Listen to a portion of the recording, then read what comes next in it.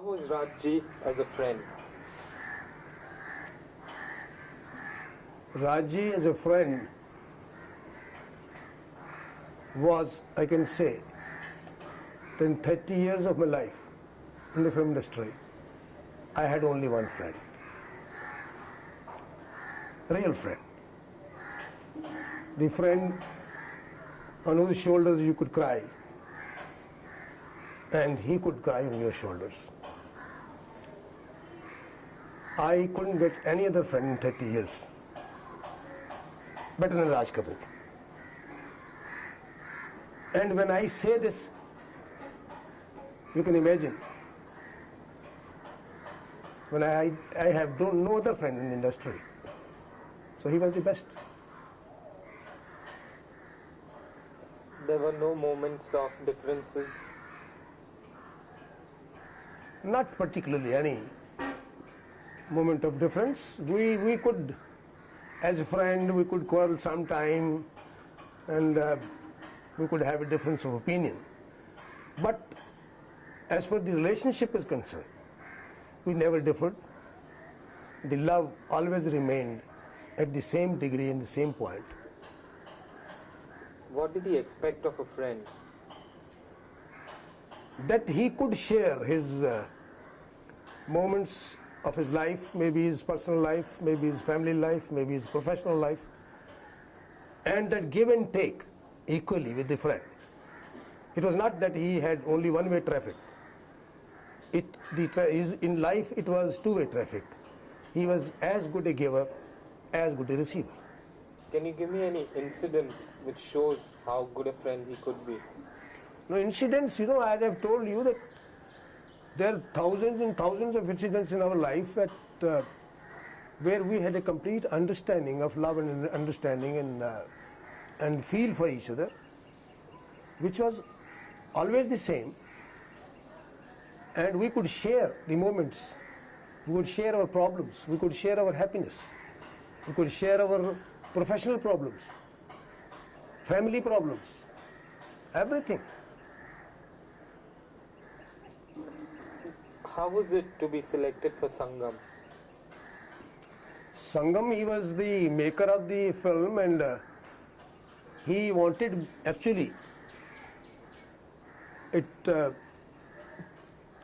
reminds me that I was working in Mother India.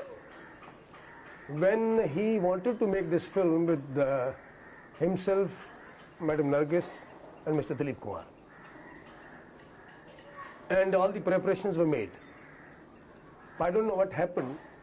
Mr. Dilip Kumar couldn't work, or didn't work, something happened. And I was working with Madam Nargis in Mother India. It was Madam Nargis who gave me the news that when Mr. Dilip Kumar has opted out, Mr. Raj Kapoor wants to make the picture with me. But Nargis ji refused. She said, I have refused because you are playing my son, so I can't play love scenes with you. So your chance of working in the film is not possible. I was very happy to know that a man like Mr. Raj Kapoor wanted me in his film, but I was very sad to know that on certain reasons I cannot be in the film.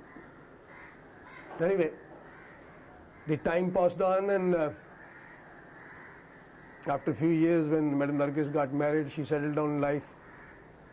One day I recollect I was working in a studio, I think Moon Studio, for a film called Aska Panchi. It is 1959. After my shot was over, I just walked out of the floor, and from the opposite floor, I saw Mr. Raj Kapoor walking out. He was shooting for his film, I think, Anadi. And we came face to face, we wished each other. I remember he sat down the bonnet of my car, and again he looked at me and smiled, and he said, should we make that film? Only this much he asked me. And I could understand what he means. I said, it's my player, please make it. And then he said, the evening after the pack-up, let's go to RK Studio. We packed up about 7 o'clock in the evening. We together went to RK Studio, to his famous cottage. And there we decided that we were going to make Sangam together. And we celebrated it also. He gave the news to his wife on telephone. I gave the news to my wife on telephone. And we are all very happy. And that's how it started. How did you celebrate? Celebrate as friends. We had good time. We had a couple of drinks together. And that's what it is. How would he be at the cottage? Would he get nostalgic? Would he go into memories? Was he a man who loved his past? Yes, he used to go to his back to his memories very often, but not with hurt and all that. He was the person who lived every moment of his life and enjoyed it. He used to be sad for certain friends who have gone, who have left him. Even you have seen in his own interviews, he says, my friends, my companions have gone and I am on the way. And today, we're very sorry that he also has gone. Did he cry very easily because he was very emotional? He was very emotional, but I don't say that he could cry very easily. But when he used to cry, he meant it. In Sangam, what did you think of your role, Gopal? It's not my thinking, it is the thinking of the people who saw the film and who appreciated it. Not here, all over the world. And I know it was a very pleasant joke between me and Raji. Wherever we used to go and people used to call my name first and shout my name first, and he used to say, look, everybody calls you, nobody calls my name. I said, the film is made by you, not by me. Was there ever a controversy about who should die in the film? Not at all, not at all. It was there in the script from the very beginning, from the day we started. But do you feel that you should have got the girl? No, I never felt. Never felt. The demand of the story, what is there in the picture, it was that. And he did it. He did it beautifully. Do you feel you should have got one more song or something? Not necessarily. Why? One more song would have not added anything more to my character. I have one complete song, then one song which three of us sing. I think it's more than enough. Could you talk about that song, Ye Har Dil Jo Pyar Karega? How was it done in a studio? What was it like? It was done in RK Studio on the set, and the beauty of that song is, if you still want to see it, you see it, that every shot he's taken is a triangle. Every shot is a triangle. Suppose I'm standing here, Vijayanti is standing here, Raji is standing there. And if he walks to her, she walks to me, I go to that place. Again, it makes a triangle. So it is done so beautifully, technically also, and performance-wise also. And the song itself is a very beautiful song. Which song is this? हर दिल जो प्यार करेगा वो गाना गाएगा. The song Dost Dost Na Raha.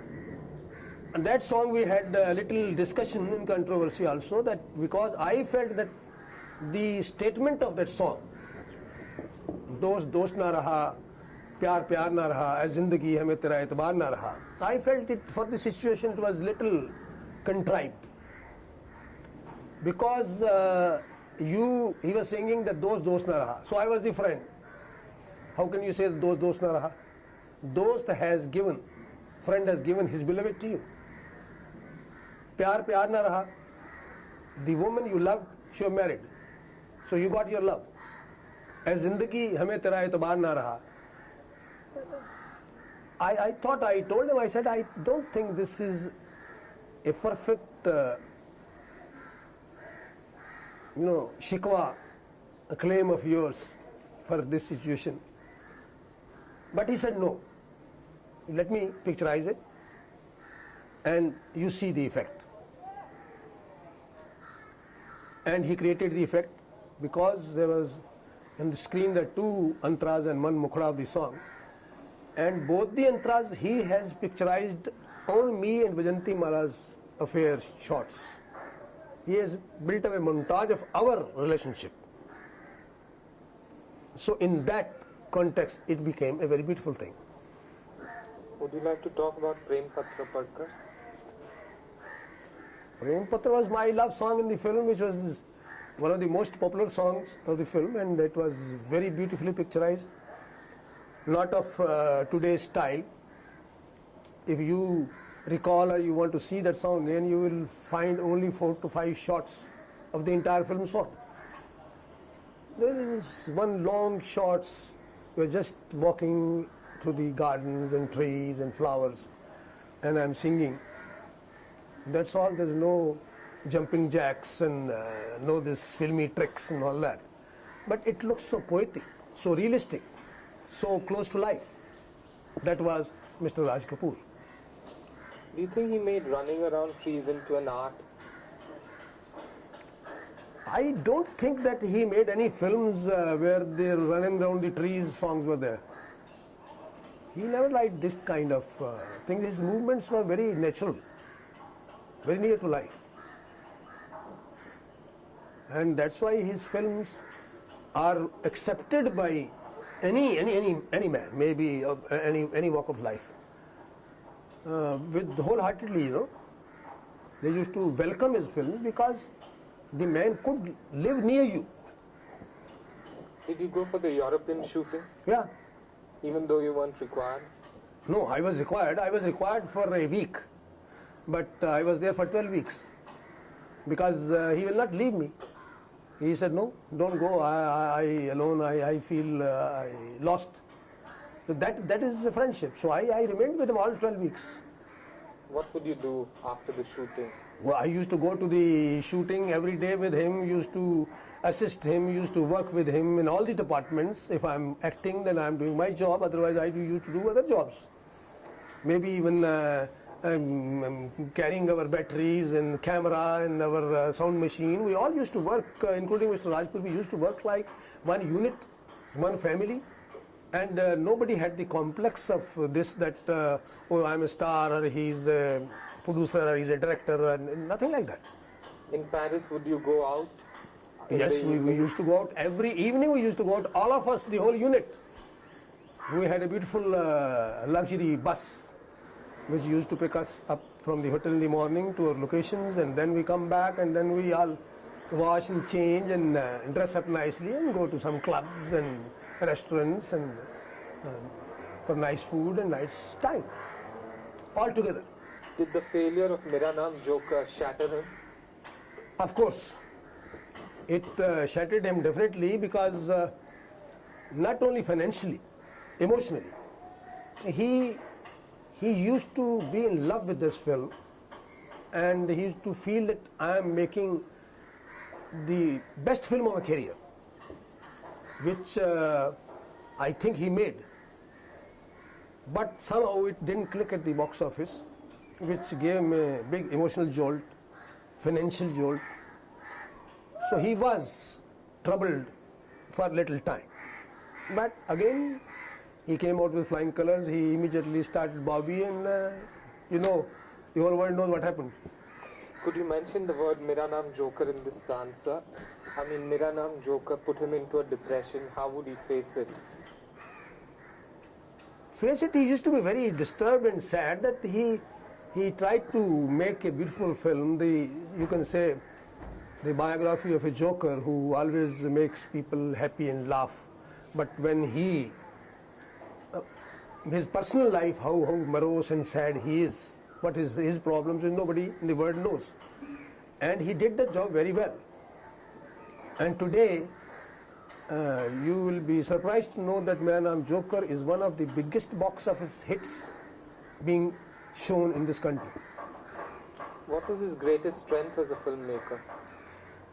His strength as a filmmaker was that he was totally a dedicated man, devotional man to his film, his work. He was sleeping, he was awake, he was eating, he was drinking, he was walking, he was talking, he was doing any damn thing. He used to live with his film all the time. And that was his dedication and devotion, which he used to create those images on the screen, which he used to dream in his mind.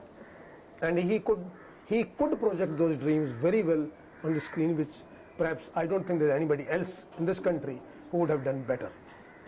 Do you know which kind of films he liked to see personally? Personally, he could see any kind of film. I know any kind of film he could see. But the only kind of film he could make was romanticism and human relationship. Beyond that, he never made the films. And in that, he could weave the human problems, our problems of society. Today, I just few days back, I was seeing his film, Shri 420. The problems which he has tried to tackle and show in that film about 30-35 years back, would they the same problems we are facing today in our society.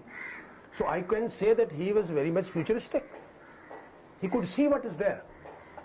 You see his Jis Desh Mein Ganga Behti Hai. The problem of these the dacoits surrendering. He did it much earlier than any leader of this country thought. So that kind of filmmaker he was. He could visualize, he could see, and he could portray on the screen. What do you think about his Woman in White? Woman in white was a color which he liked the best. Because his philosophy was that white is the only color which can be changed into any color. Other colors can't be changed into any other color. So he was in love with white. So any woman in his life, maybe his wife, is always there in white. He loved white flowers. He didn't love any other flowers than white flowers, anything else. Okay. Thank you. Thank you.